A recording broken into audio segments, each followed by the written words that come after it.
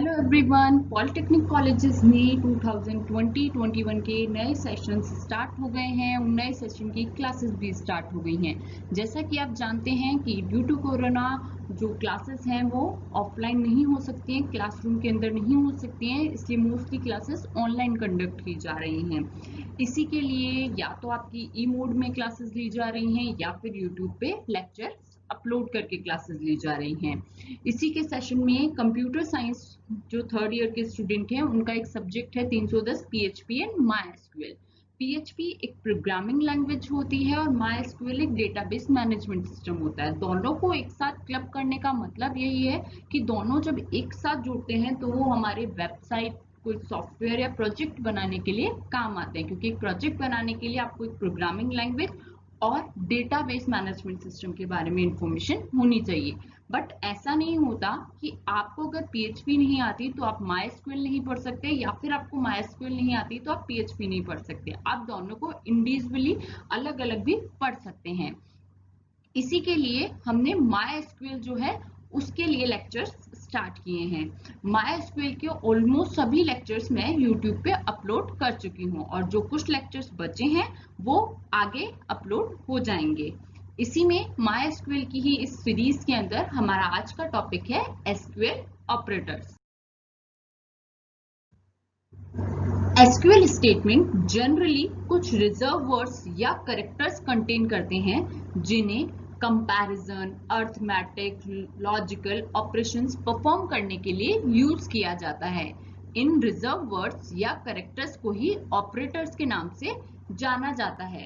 SQL operators reserve keywords होते हैं जिन्हें एसक्यूएल स्टेटमेंट में वेयर क्लॉज के साथ arithmetic, logical, comparison operations perform करने के लिए यूज किया जाता है।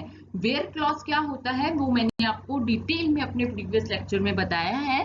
बेसिकली वेयर क्लॉज को किसी भी एसक्यूएल स्टेटमेंट के साथ कंडीशन आपको कोई भी स्पेसिफाई करनी है तो आपको वेयर क्लॉज का यूज करना पड़ता है। लेकिन अगर आपको वेयर क्लॉज में मल्टीपल कंडीशन एक साथ स्पेसिफाई करनी है तो इसके लिए आप इन ऑपरेटर्स का यूज करते हो, या वेयर क्लॉज में कंडीशंस के बीच में कंपैरिजन करना है तो आप किस स्टेटमेंट का यूज करते हो? आप एसक्यूएल ऑपरेटर्स का यूज किया जाता है इन सभी के लिए।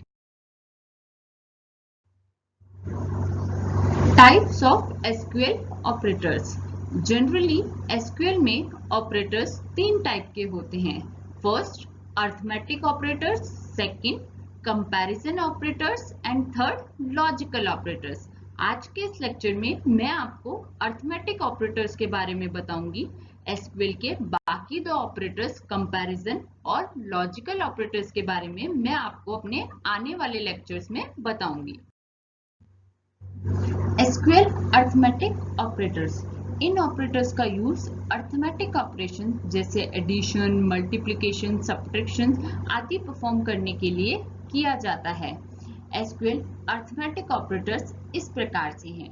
पहला एसक्यूएल का अर्थमेटिक ऑपरेटर होता है प्लस, जिसके लिए जो आप प्लस का साइन होता है उसको आप इस ऑपरेटर में यूज करते हैं कि आपको क्वेरी में कहीं भी इस ऑपरेटर्स को यूज करना है, प्लस का यूज करना है तो आप प्लस का साइन लगाएंगे। इस ऑपरेटर का नाम होता है एडिशन।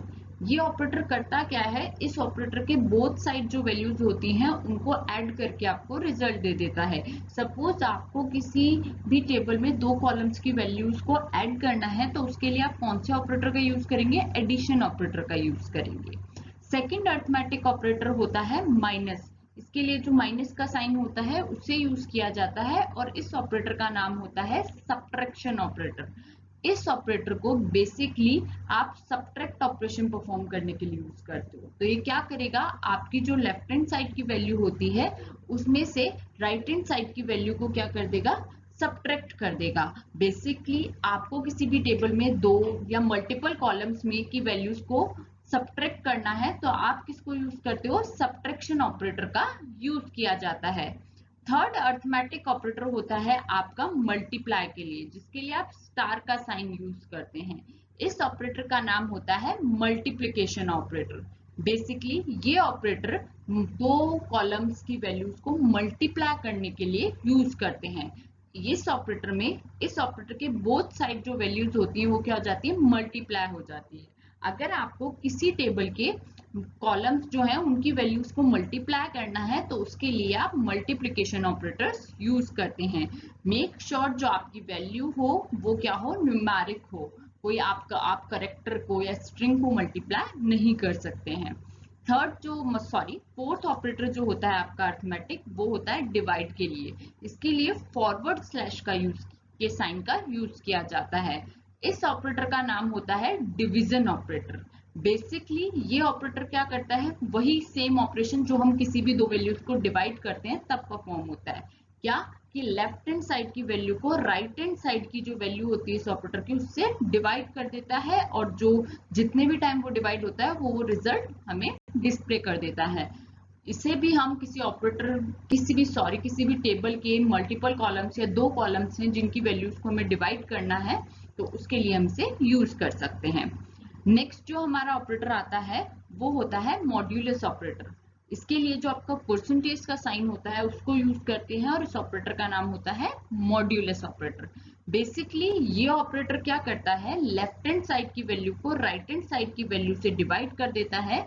उसे डिवाइड करने पर जो हमारा रिमाइंडर बचता है उसे ये रिटर्न करके हमें दे देता है कि दो लेफ्ट हैंड साइड में कोई वैल्यू थी वो राइट हैंड साइड की वैल्यू से डिवाइड की, उसके बाद जो हमारा रिमाइंडर बच गया, शेषफल बच गया, वो हमको क्या करके दे देता है, ये रिटर्न करके दे देता है। अब हम एसक्यूएल के अर्थमेटिक ऑपरेटर्स को एग्जांपल से समझते हैं। एसक्यूएल में अर्थमेटिक ऑपरेटर्स को यूज करके आप दो कॉलम्स की वैल्यू के साथ साथ स्टैटिक वैल्यूज को पे भी अर्थमेटिक ऑपरेशंस परफॉर्म कर सकते हैं। सपोज कि हमें किसी कंडीशन में एसक्यूएल में दो वैल्यूज 40 प्लस 20 को ऐड करना है, तो उसके लिए हमने लिखा सेलेक्ट 40 प्लस 20, तो हमें आउटपुट क्या मिलेगा, दोनों वैल्यूज की सम होके 60। वही हमने सेलेक्ट स्टेटमेंट के साथ लिखा 40 माइनस 20, तो इसमें क्या होगा, लेफ्ट हैंड साइड की वैल्यू से राइट हैंड साइड की वैल्यू सब्ट्रैक्ट हो जाएगी और हमें आउटपुट मिलेगा 20। उसी तरीके से मल्टीप्लिकेशन ऑपरेटर का यूज करेंगे तो हम लिखेंगे सेलेक्ट 40 इंटू 20, तो उस ऑपरेटर के दोनों साइड की जो वैल्यूज हैं वो मल्टीप्लाई हो जाएंगे और हमें आउटपुट मिलेगा 800। इसी तरीके से जब मैं सेलेक्ट स्टेटमेंट में लिखूंगी 40 डिवाइड बाय 20, तो जो लेफ्ट हैंड साइड की वैल्यू है वो डिवाइड हो जाएगी राइट हैंड साइड की वैल्यू से। 20 40 को 2 टाइम डिवाइड करता है, इसलिए हमें आउटपुट मिलेगा 2। इसी तरीके से जब मैं लिखूंगी सेलेक्ट 40 मॉड्यूलस 20, तो इसमें क्या होगा, जब मैं 20 से 40 को डिवाइड करूंगी तो कंप्लीटली दो बार डिवाइड हो जाएगा, कुछ भी रिमाइंडर नहीं बचेगा, जीरो रिमाइंडर बचेगा, इसलिए हमें आउटपुट मिलेगा 0। इन्हीं ऑपरेटर्स को अगर मैं किसी टेबल के कॉलम्स के साथ यूज करना चाहूँ तो वो किस तरीके से यूज होगा। सपोज सेलेक्ट स्टेटमेंट के बारे में मैं एक प्रीवियस लेक्चर में डिटेल में आपको बता चुकी हूँ, आप वहां जाके पढ़ लीजिएगा। बेसिकली सेलेक्ट स्टेटमेंट का यूज किसी भी टेबल से वैल्यू को सेलेक्ट करके डिस्प्ले करने के लिए करते हैं। तो हमें क्या करना है, सपोज कि एक स्टूडेंट टेबल है, उनमें जिस भी स्टूडेंट की आईडी 77 या कुछ भी है, आप अपने अकॉर्डिंग लगा सकते हैं। मैं मान रही हूँ कि जिस भी स्टूडेंट की आईडी 77 है उस स्टूडेंट के सब्जेक्ट 1 और सब्जेक्ट 2 के मार्क्स मुझे ऐड करके दिखाने हैं। तो उसके लिए क्वेरी कैसे होगी, select subject 1 plus subject 2 from student where ID equals to 77। इससे मुझे क्या आउटपुट मिलेगा कि जो आईडी जिस भी स्टूडेंट की आईडी 77 है उसके सब्जेक्ट 1 और सब्जेक्ट 2 के मार्क्स ऐड होके डिस्प्ले हो जाएंगे। अब एडिशन की जगह मुझे सब्ट्रैक्शन यूज करना है, तो मैं सपोज मुझे जिस भी स्टूडेंट की आईडी 77 है उसके सब्जेक्ट 1 और सब्जेक्ट 2 दोनों के मार्क्स सब्ट्रैक्ट करके दिखाने हैं, तो उसके लिए क्या क्वेरी लिखी जाएगी, select subject 1 minus subject 2 from student where ID equals to 77। इससे क्या होगा, जो सब्जेक्ट 1 के मार्क्स हैं उसमें से सब्जेक्ट 2 के मार्क्स क्या हो जाएंगे, सब्ट्रैक्ट हो जाएंगे, और उसके बाद जो आउटपुट आएगा वो हमें स्क्रीन पे डिस्प्ले होके दिख जाएगा। इस तरीके से ही आप किसी भी टेबल के कॉलम्स के साथ मल्टीप्लिकेशन, डिवीजन, मॉड्यूलस ऑपरेटर्स का यूज करके भी आउटपुट डिस्प्ले कर सकते हैं अपनी रिक्वायरमेंट के अकॉर्डिंग। आई होप आपको समझ में आया होगा कि एसक्यूएल में ऑपरेटर्स क्या होते हैं, कितने टाइप के होते हैं और अर्थमेटिक ऑपरेटर होते क्या हैं, कितने टाइप के होते हैं, उनका क्या यूज होता है और उनको किस तरीके से हम स्टैटिक वैल्यूज के साथ या फिर किसी टेबल में कॉलम्स में जो वैल्यूज स्टोर हैं उनके साथ अपनी रिक्वायरमेंट के अकॉर्डिंग कैसे यूज कर सकते हैं।